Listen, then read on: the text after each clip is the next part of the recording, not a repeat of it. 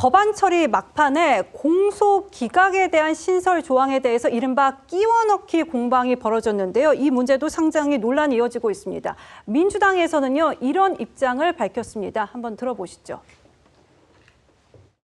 대법원 판례는 김용민, 박은정 의원의 대표 발의 개정안에도 담겼고 전체 회의 5차례와 법안 소위 9차례 심사를 거쳤습니다. 회의 자료와 회의록만 확인해도 알 수 있는 객관적 사실입니다. 국민의힘은 법안 심사 소위원회 심사에는 참여하지 않았습니다.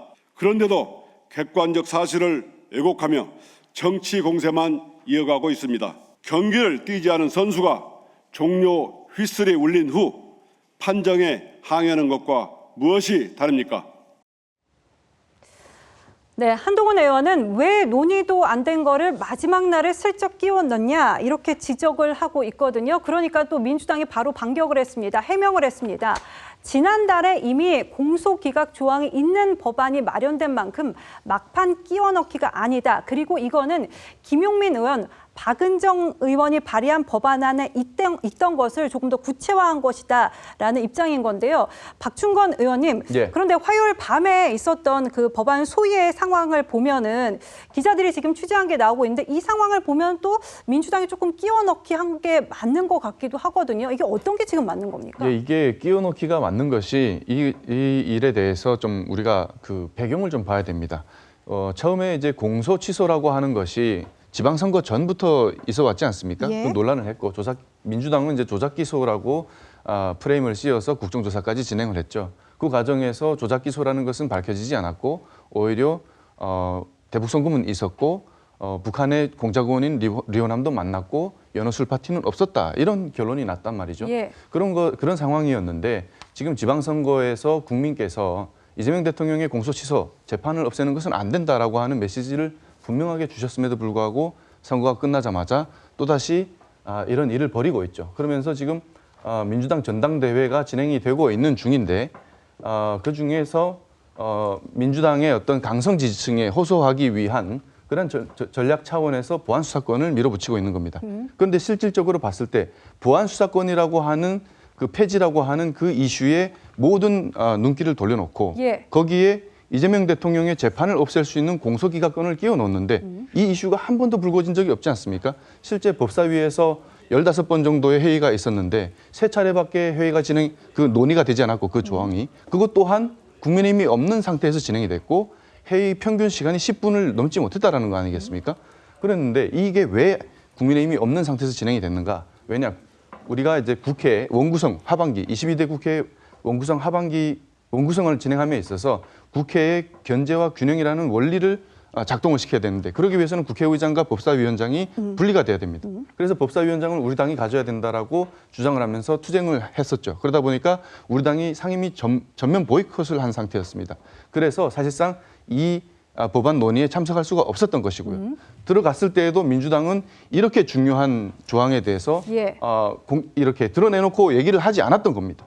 왜입니까? 이 법안을 봤을 때 네. 지금 보안 수사권 폐지라고 부르고 이재명 대통령 재판 취소라고 읽히는 법 아닙니까? 그런데도 드러내지 않았단 말이죠. 그러니까 끼워넣기가 맞다 이렇게 말씀드리겠습니다.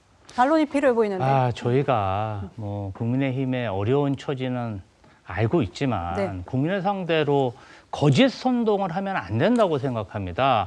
이 공소기각 법조항은 이재명 대통령 임기 중에 전혀 이루어질 수가 없고 재판 취소가 될 수가 없습니다. 왜냐? 공소기각이 되려면 재판이 진행돼야 되고 재판 진행 중에 판사가 결정해야 됩니다. 예. 그런데 이재명 대통령의 형사소추 재판은 재임 기간 중에 중단됩니다. 왜 있지도 않은 사실을 호도합니까?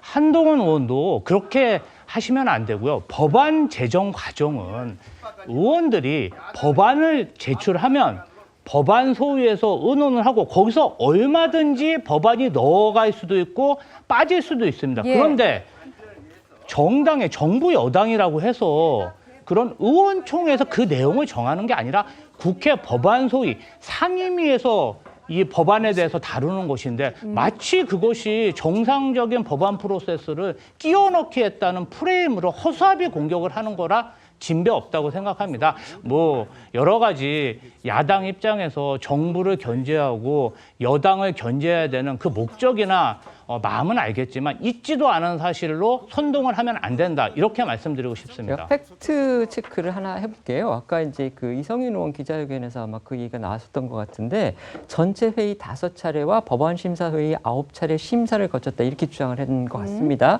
그런데 이제 조선일보 기사인데요. 조선일보 기자들이 그 소위 회의록하고 전체 회의 법사위 전체 회의 회의록을 다 뒤져봤대요. 네. 확인해봤대요. 그랬더니 지난달 26일 이후에 그 회의록을 확인한 결과 공소기각 조항이 제대로 논의된 건 지난 15일, 그다음에 법안이 통과된 28일 2차례뿐이었다. 지금 이렇게 돼 있기 때문에 예. 이 부분에 대해서는 뭔가 제대로 된 검증이 필요해 보이고요. 그다음에 김지호 대변인 말씀하신 부분 중에서 그 부분은 맞죠. 대통령이 지금 재임 기간에는 재판 자체를 할 수가 없기 때문에 네. 공소기각이 당장 되는 건 아니다. 하지만 대통령이 퇴임한 이후에는 원론적으로 그 재판이 재개될 가능성이 크고 또 재개되는 게 원론적이기 때문에 그 재판에서 뭐가 이루어질지는 아무도 모르는 부분이기 때문에 아마 국민의힘은 그 부분을 가지고서 계속 공격을 하고 있지 않나 싶습니다.